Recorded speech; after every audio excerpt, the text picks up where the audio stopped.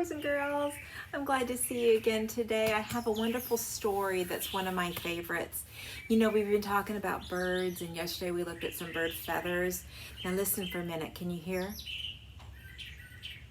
I hear. I went outside because I wanted you to be able to hear outside birds. I know you're hearing them because I know you're spending time outside.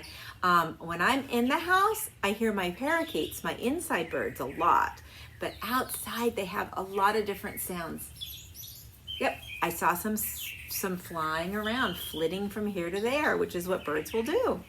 Well, I also have this story that I wanted to share with you. We read the story earlier in the week about birds building nests. This is a different story. This one is a large story, and it's called Feathers for Lunch. It's called Feathers for Lunch. It's written by Lois Ehlert, and it has a bird. This happens to be a cardinal. I love these birds. I have a lot of them that come to my yard. But there's also another little guy down here. That's not a bird. What kind of animal do you think that is? Did anybody say a cat? I see the whiskers. I see the big eyes. I see the 2 ears. I think it's a cat. And the title is Feathers for Lunch. So maybe somebody's going to be eating in this story. Let's read on and find out. Our story called Feathers for Lunch. All right, here we go. It says, uh-oh, door is left open, just a crack. So the door is open. Yes, sneaking out the door that's open just a crack. Let's read on. My cat is out and he won't come back. Oh no, the cat must have snuck out the crack in the door. You may hear some noises. I'm outside with my dogs. They're sniffing around looking for things. He's looking for lunch. Something new. Oh, look. A bird with a worm. I wanted you to look at this picture for a minute. What does that cat have on its neck? Can you see what's on its neck? The words next to that are jingle, jingle. I think the cat has a bell around its neck. Just like when we make music in the classroom and we hold out bells and we shake them together, that's what's around the cat's neck. And I happen to know that sometimes people put bells around their cat's neck so they'll know where their cat is. And let's see if it also serves another purpose. A spicy treat for today's menu. Oh, what do you think the cat thinks is a spicy treat? Hint, hint. You think cat might want to eat a bird? His food in a can is tame and mild. Oh, he wants something else to eat. There's the cardinal that I mentioned, and there's the bell saying, jingle, jingle, jingle, jingle, as the cat walks. So he's gone out for something wild, wild. So what they're talking about, I think, in this story is sometimes people refer to animals as wild animals, or they live in the wild. And that's what the birds are like outside. So right now, I have birds that live in a cage in my classroom. Those are in my house. Those aren't wild birds. Those are tame house birds.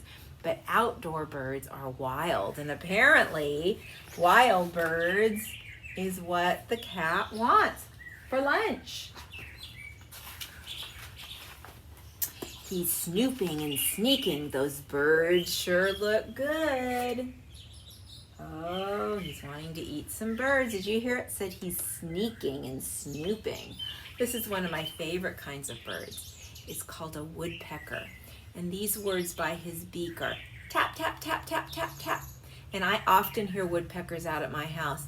They go up to a tree and they tap it, and they're trying to get little bugs that come out so they can eat them. And that's called a woodpecker. If he could catch one, he'd eat it. He would. Oh, this time he's trying to eat a red-winged blackbird. Look at that wing, that tip of red on his wing. Beautiful, isn't it? He wants to catch that bird.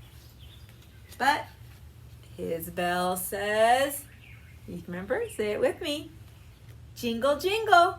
Jingle, jingle is what the bell says. But when his bell jingles, birds call a loud warning. Oh, they're warning each other of danger. They're saying, a sound is here, maybe a cat. See, look, this northern oriole is singing, whistle, whistle, chick, chick, chick. Whistle, whistle, chick, chick, chick. I hear that kind of sound out here, outside. They're warning each other. That's kind of nice. They're wanting to keep each other safe. Big Cat got out early this morning. Oh, the mourning dove is letting his friend know. And then down below here is that sound that the cat is making. Do you remember it? Jingle, jingle, jingle, jingle. Hey, that's a feather. A feather that came off the mourning dove, like the feather collection that I have. I hope some of you are looking for feathers outside. I don't find them every day, and I'm always very excited when I do. But cats can't fly, and they can't soar. Now, we know what flying looks like with a bird. The wings fly, but what about soaring? Can you think of what that might mean? Sometimes when I look outside in the sky, I'll see a bird way up high, and I don't see its wings flapping, but I do see its wings spread out, just like it's floating almost through the air, like maybe a feather floats or a balloon. I think that's what we can call soaring. He's just soaring through. He's not flapping. This is a northern flicker. He's called a northern flicker. And down below here, guess what it says? See it? Jingle, jingle.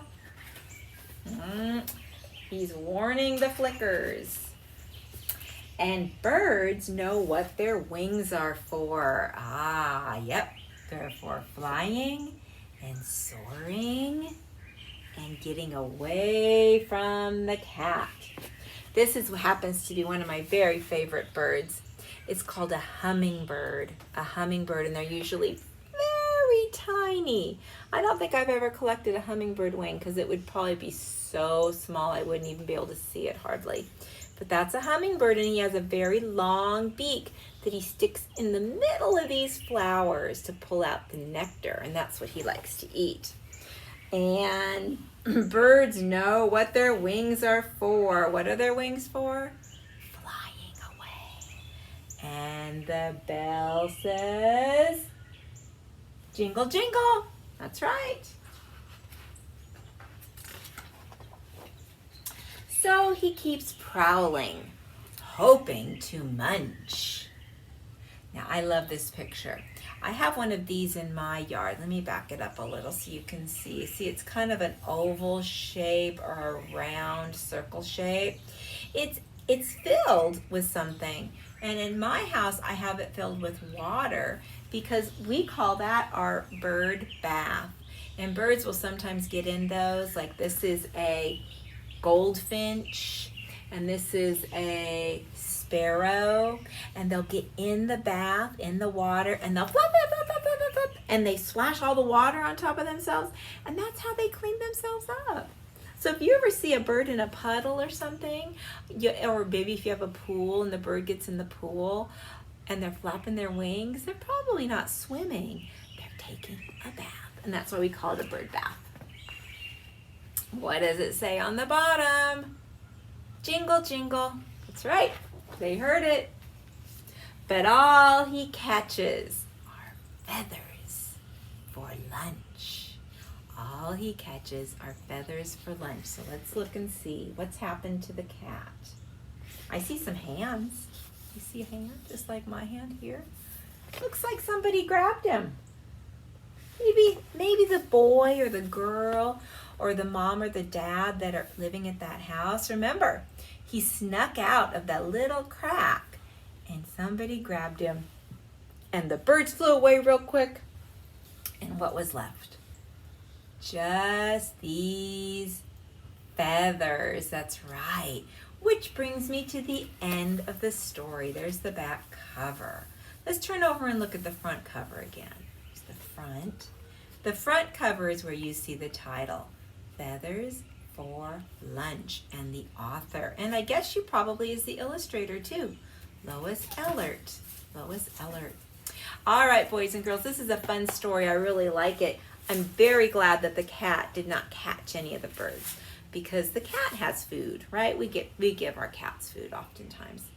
All right, well, while you're out and about looking at things and playing outside, listen for the birds, look for the birds, see if you might be able to find some bird feathers, and then maybe you can send a picture of them to me so I can see how cool they are. All right, so you all have a good day. I love you. We'll see you later. Bye-bye.